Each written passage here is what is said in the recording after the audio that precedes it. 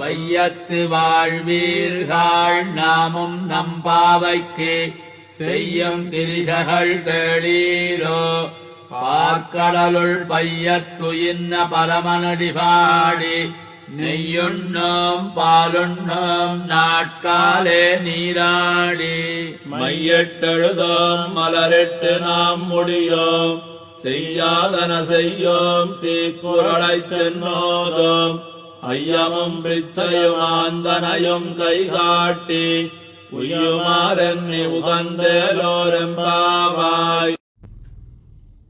ஸ்ரீஹரே நமக.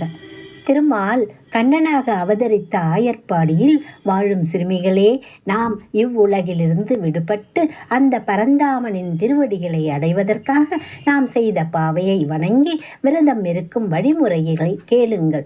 நெய் உண்ணக்கூடாது, பால் குடிக்கக்கூடாது, அதிகாலையிலேயே நீராடி விட வேண்டும், கண்ணில் மை தீட்டக்கூடாது, கூந்தலில் மலர் சூடக்கூடாது, மார்கழியில் பூக்கும் மலர்கள் அனைத்தும் மாலவனுக்கே சொந்தம்.